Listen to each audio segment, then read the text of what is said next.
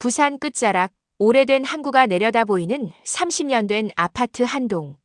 7층 복도 끝, 바닷바람이 직통으로 들이치는 구석에 702호 한성규라고 적힌 낡은 초인종이 하나 붙어 있습니다. 올해 72 한성규. 그는 그 집에서 혼자 살아갑니다. 아내는 5년 전에 세상을 떠났고 아들은 서울로 올라가 회사 다니느라 바쁘다며 명절 아니면 얼굴 보기 힘든 사람이 되어버렸습니다. 성규의 하루는 단순했습니다. 아침 6시에 눈을 뜨면 전기포트에 물을 올려 인스턴트 커피를 타 마시고 어제 남은 식빵을 토스터에 구워 한 장 베어 물고 작은 라디오를 켜서 교통 상황과 뉴스 소리를 듣습니다. 오늘도 별일 없이만 가자. 그는 늘 그렇게 속으로 중얼거렸습니다. 현관 옆에는 아내의 낡은 우산이 아직도 서 있었고 싱크대 위에는 둘이 함께 쓰던 머그컵 2개가 미처 치우지 못한 시간처럼 나란히 놓여 있었습니다. 그의 바지 주머니엔 매달 나오는 국민연금과 예전에 다니던 공장에서 받은 퇴직금 일부가 담긴 통장, 그리고 평생 택시를 몰며 모은 돈으로 사두었던 땅 한 조각의 등기부 등본이 접힌 채 함께 들어 있었습니다. 그 땅은 오랫동안 아무 쓸모없는 언덕 같은 곳이었지만 몇 년 전부터 재개발 이야기가 나오며 동네 부동산에서 계속 전화를 걸어오는 곳이기도 했습니다. 어르신, 지금 파시는 게 좋아요.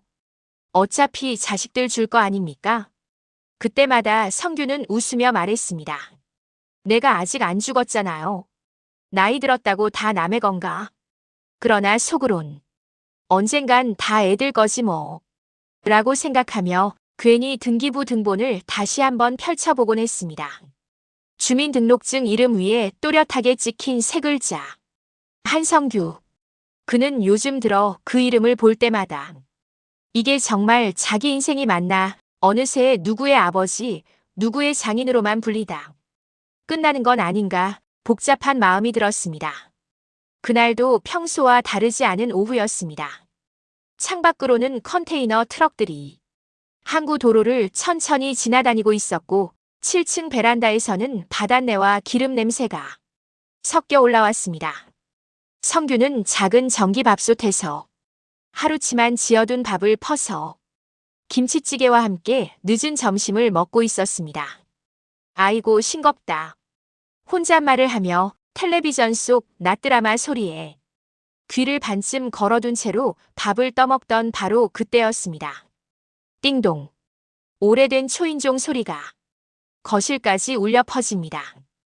이 시간에 누가 올까? 특별히 약속한 사람도 없었습니다. 택배라도 올 만한 건 몇 달 전 주문한 건강식품이 다였는데 그것도 이미 다 받았습니다. 성규는 젓가락을 내려놓고 천천히 현관으로 걸어갑니다. 문틈으로 들여다보니 등록되지 않은 번호의 인터폰 화면에 낯익은 뒷모습이 서 있습니다. 단정하게 묶은 머리, 베이지색 트렌치코트, 옅은 화장에 손에는 종이 쇼핑백을 하나 들고 있는 여자. 아버님, 저예요. 민정이에요. 서울에 사는 며느리 이민정이었습니다. 성규는 순간 놀라 문 손잡이를 더 꽉 줍니다. 웬일이고 내가 여기까지를. 문을 열자 민정이 밝게 웃으며 말했습니다. 그냥 갑자기 아버님 생각이 나서요. 회사에서 오늘 재택이라 KTX 타면 금방이더라고요. 그녀의 손에는 유명 베이커리 로고가 찍힌 쇼핑백과 비타민이 잔뜩 담긴 선물 세트가 들려 있었습니다. 이거 아버님 드리려고요. 요즘 건강 잘 챙기셔야죠. 성규는 어딘가 어색했습니다. 민정은 평소 전화도 잘하지 않았고 명절에 내려올 때도 늘 회사 회식이 있다, 몸이 안 좋다. 이런 이유로 아들을 혼자 보내곤 했습니다. 그런 며느리가 아무 예고 없이 혼자 이 먼 부산까지 내려오다니. 그래, 들어온나. 먼 길을. 그는 애써 반가운 표정을 지으며 슬리퍼를 꺼내주었습니다.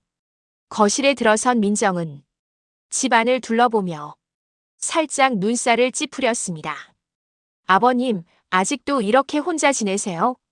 정리 좀 해드려야겠네. 성규는 아무렇지 않은 척 웃어 보였습니다. 노인네 집이 다 그렇지 뭐. 뭐가 문젠데.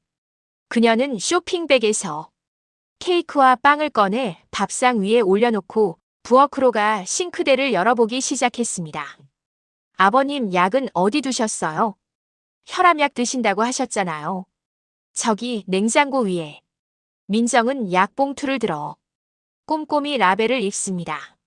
그리고 휴대폰을 꺼내 약봉투 앞 옆뒤를 여러 장 찍었습니다. 찰칵 찰칵. 왜 그걸 찍노? 아, 그냥 친한 약사 언니가 있어서요. 아버님 드시는 약이랑 혹시 바꾸면 좋은 약 있는지 한번 물어보려고요. 말은 그럴듯했습니다. 그런데 사진을 찍는 손길이 너무 익숙하고 자연스러워 보였습니다. 마치 이미 여러 번 해본 사람처럼. 그날 밤, 민정은 작은 방에 이불을 펴고 눕고 성규는 늘 자던 안방에서 누워 천장을 바라보고 있었습니다. 거실에서 새어나오는 스마트폰 불빛이 문틈 아래로 길게 늘어져 있었습니다. 뭐하노 저 시간에. 뒤척이다 잠에서 깬 그는 물 한 잔 마시러 나가려다 발걸음을 멈춥니다. 거실 쪽에서 낮게 속삭이는 목소리가 들렸기 때문입니다. 네, 형부. 오늘은 그냥 상태만 보고 왔어요. 생각보다 또렷하시더라고요. 그래도 서류 준비는 미리 해두는 게 낫죠. 형부? 누구를 부르는 걸까? 성규는 숨을 죽인 채 방 안에서 귀를 기울였습니다. 예. 후견인 신청은 대충 서류만 맞추면 된다면서요. 혼자 거동이 어렵고 상태가 불안정하다. 이런 식으로 쓰면 된다고. 후견인. 어디서 들어본 말이었습니다. 네네, 아버님 땅 서류도 제가 이미 사진 다 찍어두었어요. 등기부등본은 형부가 알아서. 그냥 아버님 도장만 받으면 되잖아요. 순간 성규의 손에 들린 컵이 미세하게 떨리기 시작합니다. 아버님 도장만 받으면 된다.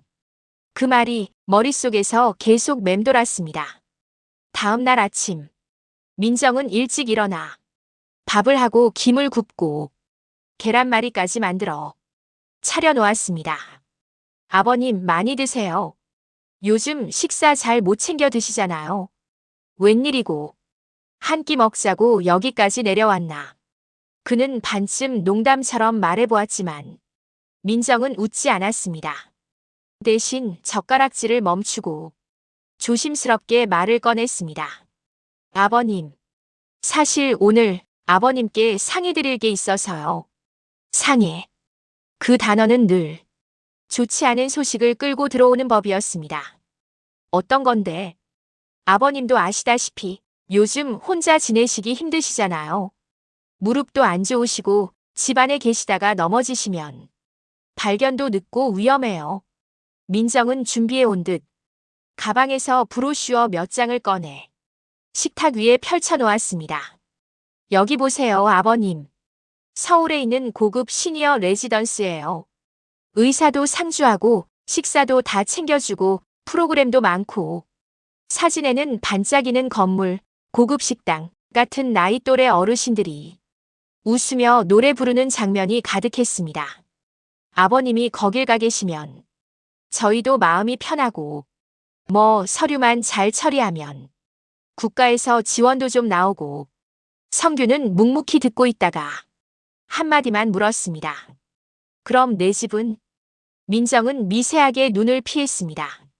그건 아버님 명의로 그대로 두면 관리비도 계속 나가고 빈집으로 방치되면 위험하잖아요. 그래서 일단 제 이름으로 잠깐 옮겨놓는 식으로. 잠깐? 네, 형부가 법조 일을 하셔서 방법이 있다고 하시더라고요. 아버님은 그냥 도장만 찍어주시면 돼요. 나머진 저희가 다 알아서 정리할게요. 도장. 또 도장이었다. 아내가 생전에 해주던 말이 떠올랐습니다. 성규 씨, 나중에 자식들이 뭐 하자고 해도 도장 찍는 건 꼭 2번 생각하고 찍어. 1번 찍으면 그땐 돌이키기 정말 힘들어. 그때는 웃으며 넘겼던 말이었지만 지금은 이상하게 가슴 한가운데 묵직하게 걸렸습니다. 민정이 화장실에 간 사이 성규의 휴대폰이 진동합니다. 낯익은 이름. 수진. 서울 근교에 사는 딸이었습니다. 결혼하고 나서도 종종 전화를 해주던 그래도 마음이 가장 편한 자식이었죠. 수진은 받자마자 숨이 찬 목소리로 말했습니다. 아빠, 지금 어디예요? 집이지. 왜? 민정 언니, 지금 부산이에요. 그래. 와 있더라. 수진의 숨소리가 더 거칠어졌습니다. 아빠, 제 말 잘 들으셔야 돼요. 제발 도장 찍지 마세요. 그리고 혼자서 언니랑 어디 가지도 마시고요. 갑자기 그게 무슨 소리고. 언니가 며칠 전에 엄마 제사 끝나고 형부랑 얘기하는 거 제가 우연히 들었어요. 아버님 상태가 요즘 많이 안 좋아 보인다. 후견인 신청하면 재산 관리권 다 우리 쪽으로 넘어올 거다. 그런 얘기들. 성규는 말없이 침을 삼켰습니다. 휴대폰 건너편에서 수진의 목소리가 떨렸습니다. 아빠, 언니가 아빠를 해치려는 건 아니겠죠. 근데 아빠를 사람으로 보기보단 정리해야 할 자산으로 보는 것 같았어요. 이번에만 잘 넘기면 앞으로는 편하게 살 수 있다. 이런 말도 했고요. 거실에서 변기 물 내리는 소리가 들렸습니다. 성규는 황급히 전화를 끊으려다 수진이 붙잡습니다. 아빠, 제가 오늘 저녁에 내려갈게요. 그때까지 아무 서류도 아무 도장도 찍지 마세요. 약도 민정 언니가 주는 건 이상한 거면 절대 드시지 말고요. 야, 너 그게 무슨 소리냐? 아빠, 제발요. 저 지금 KTX 예매할게요. 아무 일도 하지 말고 그냥 집에 계세요. 나중에 설명할게요. 통화가 끊기자 성규는 한동안 휴대폰을 든 채로 가만히 서 있었습니다. 그리고 욕실 문이 열리며 민정이 아무렇지 않은 얼굴로 나와 말했습니다. 아버님, 점심 먹고 나서 은행 좀 같이 가실까요? 통장도 정리할 겸. 오후가 되자 민정은 성규에게 몇 장의 서류를 내밀었습니다. 이건 레지던스 입소 신청서고요. 이건 건강상태 확인서인데 종이 위엔 이미 인쇄된 글자들과 함께 피후견인 정신적 육체적 상태 같은 단어가 눈에 들어왔습니다. 맨 아래 본인은 상기 내용에 동의합니다. 라는 문구 아래 서명란이 비어 있었습니다. 그 순간 현관문 초인종이 울립니다. 띵동. 민정은 살짝 놀란 표정으로 현관 카메라를 확인하더니 허둥지둥 문을 열었습니다. 수트 차림의 남자 한 명이 문 앞에 서 있었습니다. 아, 형부. 민정이 반색하며 말했습니다. 형부. 아까 전화 속 그 사람이었습니다. 처남이요? 성규가 묻자 남자는 공손한 미소를 지으며 인사했습니다. 처남은 아니고요. 제 매형입니다, 아버님. 법무사 사무실에서 일하고요. 어르신 서류 정리 좀 도와드리려고. 남자는 능숙하게 테이블 위 서류를 정리하며 말했습니다. 어르신, 요즘 후견 제도가 잘 돼 있어서요. 혼자 사시는 어르신들 사기나 사고 많이 당하시잖아요. 그래서 자녀분들이 대신 재산을 관리해드리는 거예요. 어르신께도 무조건 좋은 거죠. 그럼 내 허락도 없이 니들이 내 돈 빼다 쓰는 거 아이가? 성규의 질문에 남자는 웃으며 손사래를 쳤습니다. 아이고, 그럴 리가요. 법이 얼마나 무섭고 빡센데요. 그냥 서류상으로만 자녀가 관리권을 갖는 거라고 보시면 됩니다. 성규는 조용히 서류를 내려다봤습니다. 거기에 적힌 몇 줄. 인지 기능 저하. 재산 관리의 어려움 호소. 가족의 보호와 관리가 반드시 필요함. 그 어느 것 하나 본인이 한 말이 아니었습니다. 내가 언제 재산 관리가 힘들다 했노. 그의 속마음이 입 밖으로 새어나왔습니다. 민정이 서둘러 덧붙입니다. 아버님, 그냥 형식적인 거예요. 요즘은 다 이렇게 한다더라고요. 어차피 나중에 다 제 거랑 오빠 거 될 건데 이참에 정리하는 게 낫죠. 그 말은 숨도 쉬지 않고 튀어나온 듯 했습니다. 어차피 다 제 거 오빠 거 될 건데. 그 순간 성규는 깨달았습니다. 이 서류는 자신을 지키기 위한 장치가 아니라 자신을 지우기 위한 도구라는 것을. 그날 밤 민정과 매형이 거실에서 무언가를 이야기하는 작은 소리 속에서 성규는 침대에 누운 채 눈을 뜨고 있었습니다. 휴대폰 화면이 깜빡이며 새로운 메시지 알림이 떴습니다. 수진. 아빠, 지금 집 앞까지 왔는데 언니 차가 보이네요. 위험한 것 같아서 일단 근처 모텔에 방 잡고 들어갔어요. 내일 아침에 아빠 혼자 나오실 수 있겠어요? 성규는 떨리는 손으로 답장을 써내려갔습니다. 그러자 새벽에 나갈게. 네가 위치 보내라. 그는 알았습니다. 이 집에 더 있다가는 자신이 정신이 없는 노인이 되어 어디론가 끌려가게 될 거라는 것을. 새벽 4시 민정이 자고 있는 작은 방 문틈 아래로 빛 한 줄기도 새어나오지 않을 때 성규는 조심스럽게 일어나 옷장을 열었습니다. 아내가 생전에 가끔은 멋 좀 부려보라며 사주었던 잿빛 코트 하나를 꺼내 입고 작은 가방에 등기부등본, 통장, 그리고 낡은 결혼사진 한 장을 넣었습니다. 현관문을 열다가 그는 잠시 멈칫했습니다. 신발장 위에 놓인 인감도장을 손으로 짚었다 놓았습니다. 이건 내가 놔두고 가는 게 아니다. 그는 인감도장까지 조심스럽게 주머니에 넣고 복도로 나섰습니다. 7층 복도 끝, 바닷바람이 세차게 불어왔습니다. 엘리베이터 버튼 위에는 CCTV 카메라가 달려 있었습니다. 성규는 버튼을 누르지 않고 계단 쪽 문을 열었습니다.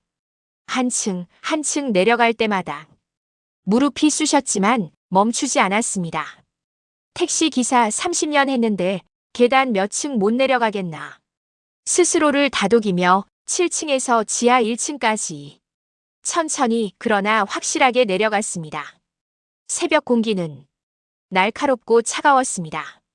그럼에도 그의 등줄기를 타고 흐르는 땀은 식지 않았습니다. 그날 오전 수지는 근처 작은 모텔방에서 아버지를 맞이했습니다. 성규가 방 안으로 들어오자 수지는 그를 부둥켜 안았습니다. 아빠, 진짜 나오셨어요. 잘하셨어요. 정말 잘하셨어요. 성규는 말없이 딸의 어깨를 가볍게 툭툭 두드렸습니다. 야, 울기는 뭘 우노. 늙은 놈 하나 나왔다고. 하지만 그의 눈가도 붉어져 있었습니다. 잠시 숨을 고른 뒤 수지는 가방에서 몇 장의 사진을 꺼냈습니다. 아빠, 이거 좀 보세요. 사진에는 민정이 병원 로비에서 어떤 의사와 이야기하는 모습, 법무사 사무실 간판 앞에서 누군가와 서류를 주고받는 장면, 그리고 성규 집 앞 우편함을 휴대폰으로 찍고 있는 모습이 담겨 있었습니다.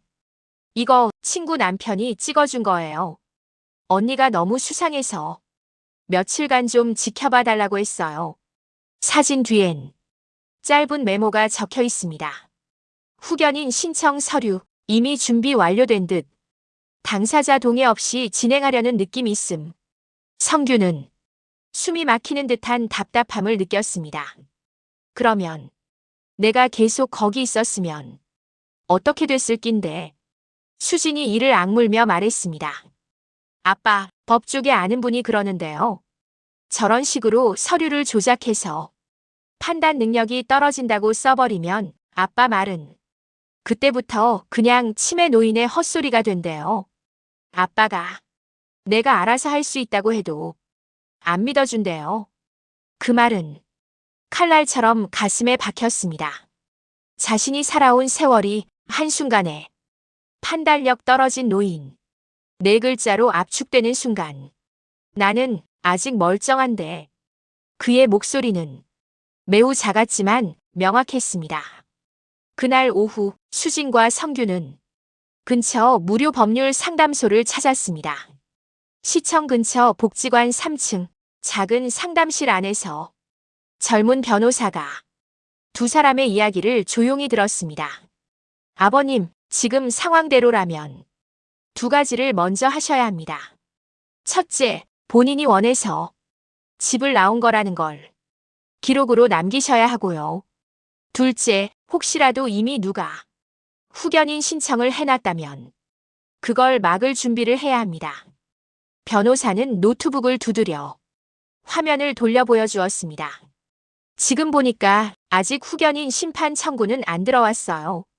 근데 병원 진단서 같은 게 준비되면 금방 진행될 수 있습니다. 아버님, 혹시 최근에 병원 데려간 적 있어요? 검사만 해보자 이런 말 들은 적. 성규는 고개를 저었습니다.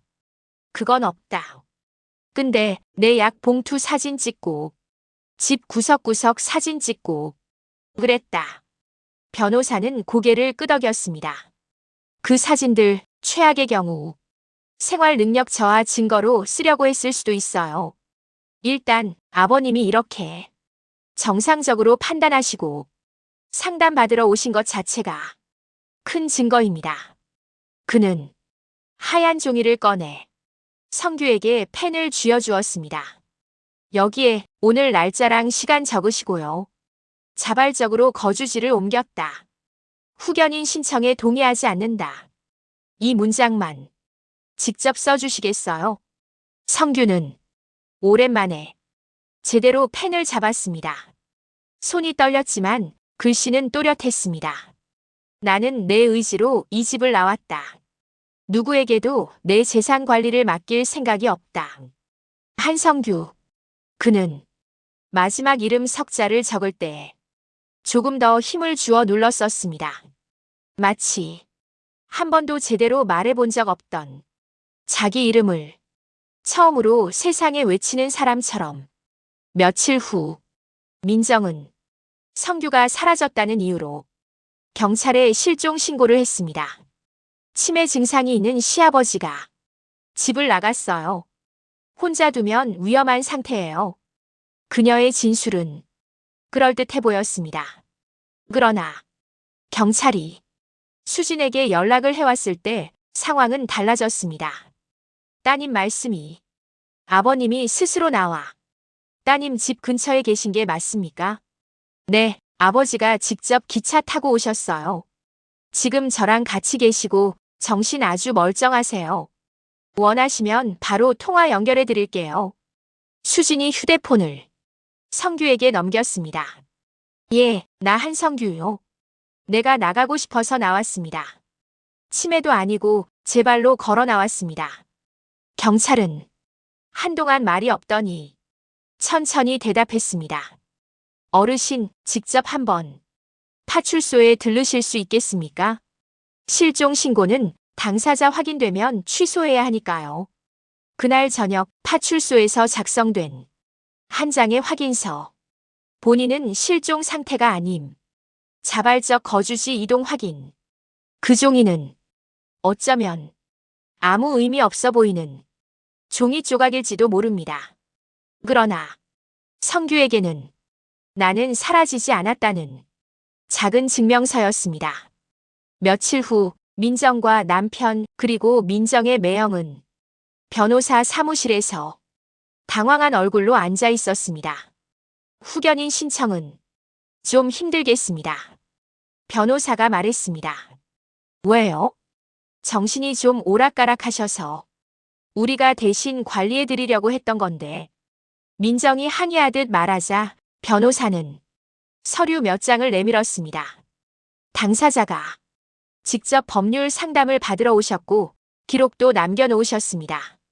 게다가 실종 신고까지 허위로 한 사실이 있으면 오히려 그쪽이 곤란해지실 수도 있습니다. 민정의 얼굴이 하얗게 질렸습니다. 아버님이 법률 상담을요? 네. 딸 되시는 분과 같이 오셨답니다. 그제야 그녀는 깨달았습니다. 자신들이 판단력 떨어지는 노인이라고 믿어왔던 그 사람이 사실은 자신들을 훨씬 앞서서 움직이고 있었다는 것을 몇 달 후 지역 신문 한 구석에 작은 기사가 실렸습니다. 노인 후견제도 악용 막기 위한 무료 상담 확대 필요. 최근 어시 70인은 가족들이 후견인을 신청해 재산을 관리하려는 움직임을 감지하고 스스로 법률 상담을 찾아 이를 막아낸 사례당. 어씨는 나이 들었다고 해서 다들 판단력이 없는 게 아니다라며 우리도 우리 인생을 직접 선택할 권리가 있다고 말했다. 어씨. 기사 속 이니셜은 한성규를 가리키고 있었습니다. 수지는 버스 안에서 그 기사를 읽고 아버지에게 사진을 보내며 말했습니다. 아빠, 이거 아빠 얘기죠? 멋있네. 성규는 짧게 답했습니다. 글쎄다. 비슷한 사람이겠지. 그의 입가에는 작은 미소가 떠올라 있었습니다. 이제 성규는 부산 항구가 내려다 보이는 공공임대 아파트 5층에서 새로 살고 있습니다. 예전보다 집은 조금 더 작고 엘리베이터는 더 느리고 복도는 더 습하지만 거기에는 민정도, 매형도, 그의 도장을 빼앗으려는 사람도 없었습니다. 그는 매주 수요일이면 동네 복지관에서 하는 인생 이야기 쓰기 모임에 나갑니다. 노란 공책을 펼치고 볼펜을 쥔 손으로 천천히 첫 문장을 적었습니다. 딸의 전화 한 통이 내 인생의 두 번째 봄을 열었다. 글씨는 삐뚤빼뚤했지만 그 문장만큼은 누가 대신 써줄 수 없는 오로지 그의 말이었습니다. 수업이 끝나고 나오는데 복지관 직원이 웃으며 말을 걸었습니다. 어르신, 다음 달에 어르신들 인권 관련해서 작은 간담회 하는데요. 혹시 그때 한 말씀 해주실 수 있으세요? 가족이 재산 관리해준다고 하면서 억지로 서류 들이미는 경우가 많아서. 성규는 잠시 눈을 감았다 뜨더니 조용히 고개를 끄덕였습니다. 나 같은 노인네 얘기가 도움이 되면 해볼게요. 정말요? 그럼 성함 적어주시면. 직원이 내미는 종이에 그는 또박또박 이름을 썼습니다. 한, 성, 규. 그 이름 아래에는 더 이상 누구의 아버지, 누구의 장인이라는 수식이 붙어 있지 않았습니다. 집으로 돌아오는 마을버스 안 창밖으로는 석양빛이 항구 위를 붉게 물들이고 있었습니다. 성규는 주머니 속 인감 도장을 살짝 만져보며 작게 중얼거렸습니다. 도장은 앞으로 내가 지킬 기다. 내 이름도 내 삶도. 버스 손잡이에 매달린 작은 광고 종이에는 이런 문장이 적혀 있었습니다. 나이 들어도 당신은 여전히 당신 삶의 주인입니다. 그 문장을 읽으며 성규는 비로소 자신에게도 그 말이 해당된다는 걸 조금은 믿게 되었습니다. 그리고 오랜만에 진짜로 웃으며 창밖 바다를 바라보았습니다.